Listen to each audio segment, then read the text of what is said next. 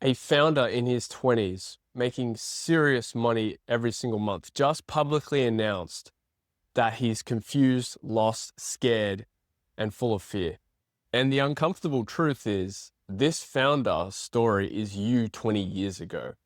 If you were to get into a time machine and see yourself as a hardworking, ambitious entrepreneur who built and scaled a massive corporation or business, you'll see that his problems that he's facing in his 20s are no different from what you're running away from in your 40s. And let me explain. And if you really truly made it and you feel like in your mind you actually made it, it's actually going to be even harder for you. It's going to hit you like a freight train because you were climbing this mountain and you ascended to the summit, and then you realize you were climbing the wrong mountain in the first place. You did every single thing right, and the reward that you were promised never actually did show up. And this takes me back to my own personal experience working in the high ticket sales area. I reached an unfathomable amount of money being from Australia, earning US dollars, that I thought that this would be the keys to the kingdom. And I was happy for about 2 days. And then the goalpost suddenly moved again to another area of higher wealth because I compared myself to someone else on Instagram living a better life than me. I compared myself to a friendship group that I went to dinner with and they were doing better numbers than me. And I felt small, insignificant. And I'm not sure if this relates to you guys at all, but this is one of the biggest paradoxes and conundrums that I see in this industry is it's a constant comparison game. And we all know that comparison is the thief of joy. You may have told yourself that making 50, 100, $250,000, $500,000 months was the be all and end all. You would have a parade in your honor. You would have champagne showers, bottle service at the club where you get your Dom Perignon and you pour it on your Rolex watch and you eat caviar off the clock face. But once you realize that, okay, it's just another number to add to the P&L sheet, it doesn't seem as significant as what it was in your mind, right? So each time you hit your goal or your milestone in financial income, each time you go quiet that same night and reflect. And this is something you don't even tell your wife, your business partners, your mentors, anyone.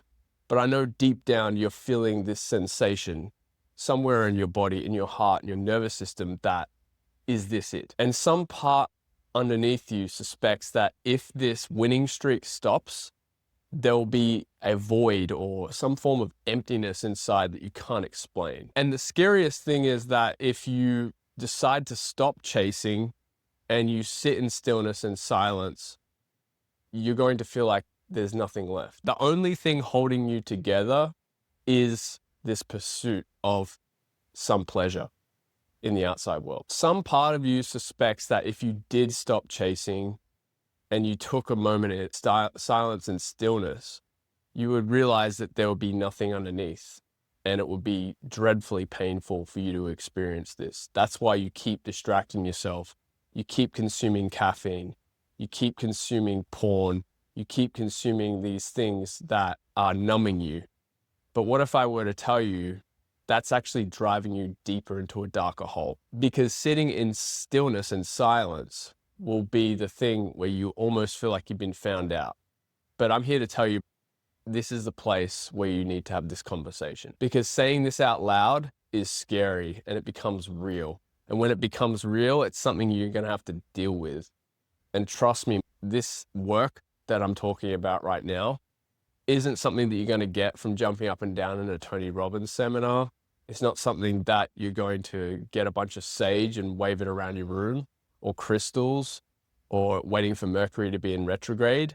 It's far deeper, and it's your purpose, your clarity, and your true essence as a founder and someone who is a trailblazer in this industry that we call entrepreneurship. And the biggest mistake that I see most founders make is that they use that they're busy or there's not enough time to deal with this stuff. And it's massive cope. The reason why it's cope is because busy is the most respectable way that someone can hide from this work. You're actually not chasing success. You're chasing the relief of being seen as successful. The validation, the proof, the final belief that you realize that you're enough. No number in this world will make a man feel like he is enough internally to share his greatest gifts once he reaches this milestone. And I don't need to tell you this. You already know this. You've been running this experiment for the last 20 years. Back in 2021, I hit my highest month as a high ticket closer in this space. It was over 35,000 US dollars, which is close to over 50,000 Australian.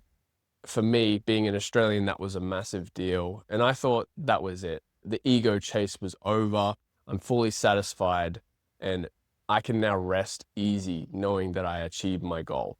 But the complete opposite happened. I discovered that despite hitting this high revenue goal in finances, whether it be $250,000, $500,000, $1 million months, what did the net actually look like?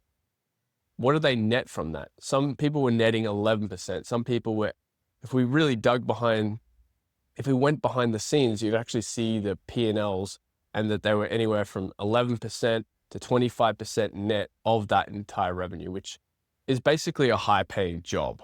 But on paper, you could say that you're a 100,000 6-figure month earner, 7-figure month earner, etc. And I just remember sitting there after receiving that income and realizing, hey, is this it? Because 2 days later, I had a whole bunch of calls on my calendar, had a bunch of leads coming in the pipeline, and I was like, well, I'm back to square one again. Just because you have a good day on Wednesday, on Thursday, it's a clean canvas. You start from ground zero again.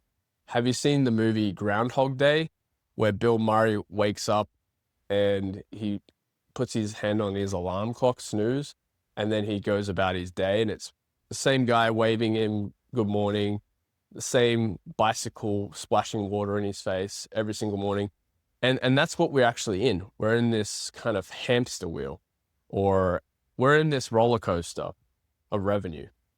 And we seem to think that hitting these goals is going to be the be all and the end all, but it isn't, because you're back to square one. No one actually talks about making money and having inner peace and having a calm nervous system and not attaching your finances to your self-esteem or self-efficacy or self-worth.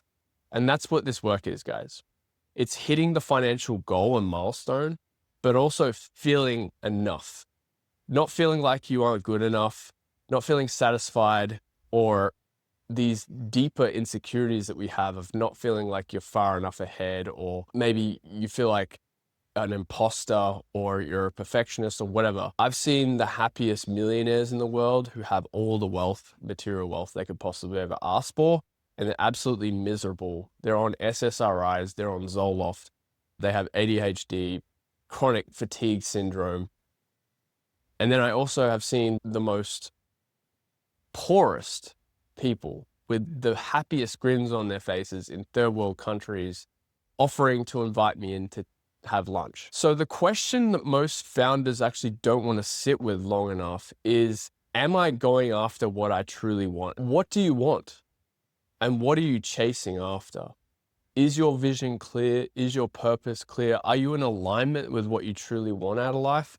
Or is there some disconnect and friction there? Does it feel jarring to get up in the morning and pursue your financial ambitions and your business goals? Because the thing, guys, that I see a lot is that chasing quiets the part of you that makes you feel like that you aren't enough. And if you really sit with that for a second and let it sink in, not feeling enough, what comes up? What shows up for you?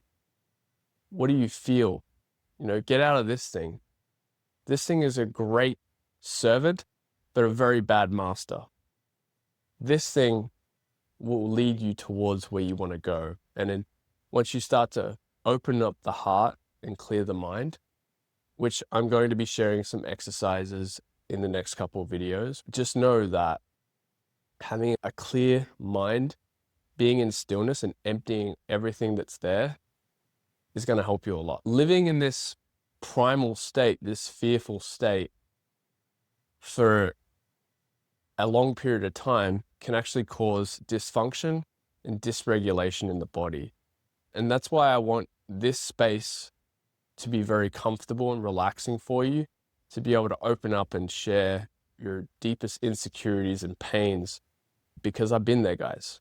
I've been there, and I want to help you guys overcome some of these challenges that have been transformative for me and my clients. Because most people seem to think that it's going to be another funnel strategy. It's going to be another media buying meta campaign. It's going to be a new sales team that they build, or a new co-founder that they do a joint venture with, or something like that. But what if I were to tell you that if you're looking on the external and you're neglecting the internal, that's what this game is, guys. It's 80-20. It's Pareto's principle. 20% of your work internally will produce 80% of your results in the outside world. So that's all I'm asking from you guys, is to do 20% towards this work of asking yourself these questions. What do I actually want? What am I optimizing for? What is my goal? What am I chasing right now in the external world to prove that I am enough? If you can sit with those questions for long enough and allow your heart to open and your mind to clear, you'll be a lot better off. You'll make more money. You'll help fulfill more clients. You'll have more impact, more results, and more love in your heart to be able to share with your wife, your family, your friends. And if you've stayed to the very end of this video, I commend you from the deepest depths of my heart. I really appreciate you being here, and just know that this is a safe space. And feel free to comment any challenges or problems that you have down below. And you know this is the work that you have been avoiding. So if you're here, you're taking the first step towards change. And I commend you for that.